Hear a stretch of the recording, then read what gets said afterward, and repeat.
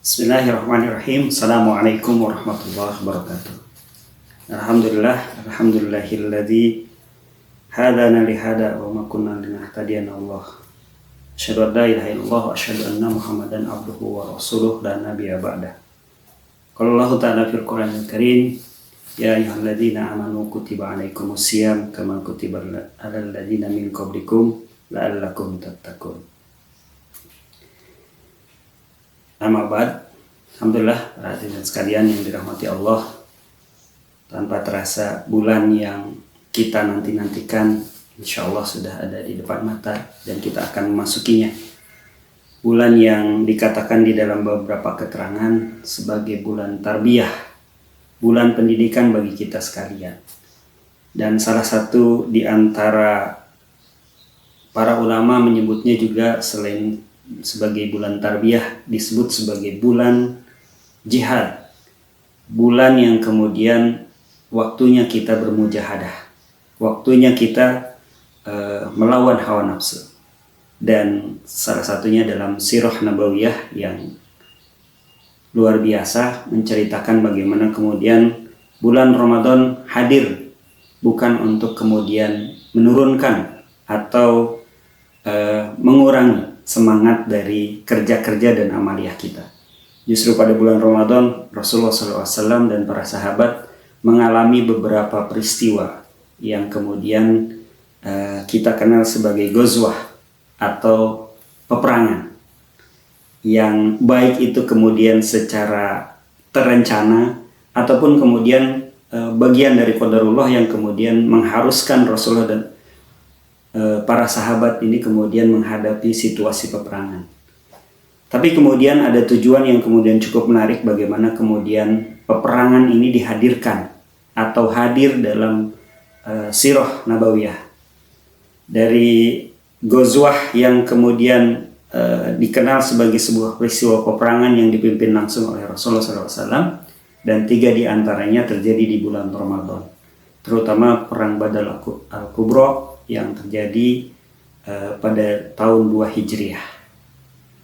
Ala kulli hal, peperangan ini bukan semata-mata kita kenal sebagai suatu peristiwa yang keji, suatu peristiwa yang mengerikan dan sebagainya. Memang betul peristiwa peperangan ini sesuatu yang menyebabkan banyak orang menjadi takut. Tapi kemudian bahasanya bagi umat Islam, peperangan ini sendiri salah satu bagian dari sebuah proses menjalani maqasid syariah. Maqasid syariah sendiri adalah satu bagian yang diajarkan oleh syariah, bahwa kemudian tujuan dari syariah itu sendiri sebagaimana kita ketahui adalah untuk yang pertama ada hifz din atau menjaga agama. Jadi peperangan itu sendiri dilakukan adalah dalam rangka agar agama atau syariah Islam dapat diamalkan tanpa adanya gangguan. Ini tujuan yang pertama, kaitannya peperangan yang dilakukan oleh kaum muslimin pada peristiwa ghazwah atau peristiwa peperangan yang lain yang dilakukan oleh kaum muslimin pada zaman dahulu dan seterusnya adalah salah satunya untuk menjaga agama atau hizbuddin. Kemudian yang kedua, bahwa kemudian peperangan ini juga bertujuan untuk hifzun nafs atau menjaga agar umat Islam ini tidak dihabisi. Sebagaimana belakangan ini kita dengar bagaimana kemudian terjadinya Tufatul Aqsa bulan Oktober yang kemudian 2023 yang kemudian hampir setahun lebih gitu ya. Ini yang kemudian menjadi satu catatan menarik bahwa umat Islam khususnya yang ada di Gaza dan di Palestina secara khusus berupaya untuk menjaga dirinya gitu. Walaupun kemudian dari data-data yang kita ketahui puluhan ribu menjadi korban jiwa gitu. Dan salah satunya kenapa kemudian dilakukanlah peperangan, karena kemudian juga peperangan ini tidak terjadi begitu saja, karena kemudian Allah Subhanahu wa taala berfirman dalam surat Al-Hajj ayat 39, udina lil ladzina yuqatiluna bi annahum zulimu wa innallaha ala nasrihim laqadir. Jadi dalam ayat ini Allah Subhanahu wa taala berfirman dan memerintahkan, bahasanya gitu ya. Allah Subhanahu wa taala memerintahkan agar umat Islam untuk kemudian berperang.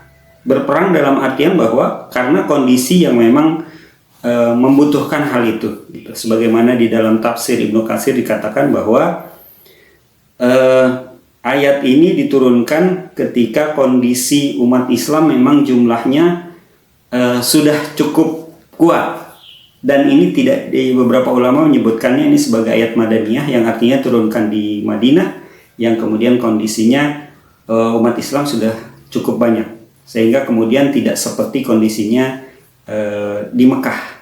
Kebayang ketika jumlah umat Islam masih sedikit, kemudian perintah ini turun, maka umat Islam akan habis dan kita tidak akan mengalami namanya ajaran-ajaran Islam.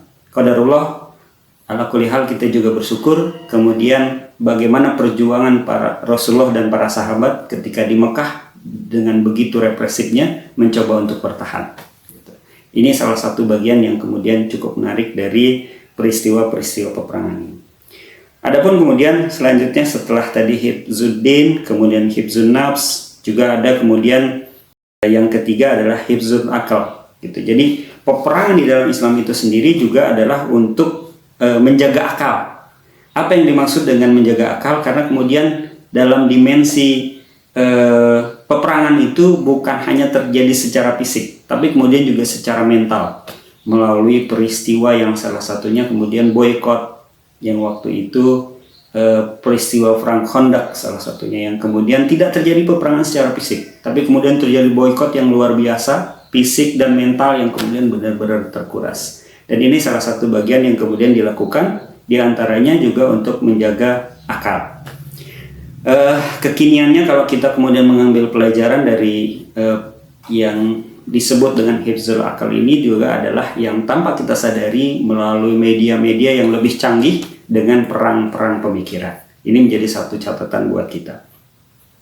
Kemudian yang keempat, bahwa tujuan peperangan sebagaimana dalam maqasid syariah, peperangan dalam Islam itu adalah untuk menjaga keturunan atau hifzun nasl. Ini juga bagian dari yang cukup penting, bahwa peperangan itu adalah proses yang bukan ofensif atau agresif gitu. Tapi lebih banyak dalam Islam itu diajarkan untuk menjaga, makanya kemudian lebih banyak defensif gitu. Kemudian yang terakhir, bahwa bagian dari maqasid syariah dalam peperangan itu sendiri adalah bahwa Islam mengajarkan dalam maqasidnya adalah untuk hifzul mal gitu.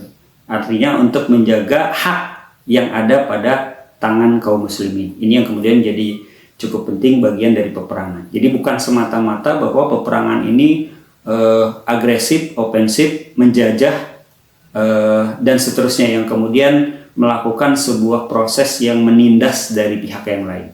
Tapi di dalam Islam, di dalam koridor maqasid syariah, bahwa tujuan peperangan itu sendiri tidak lepas dari syariat yang diajarkan.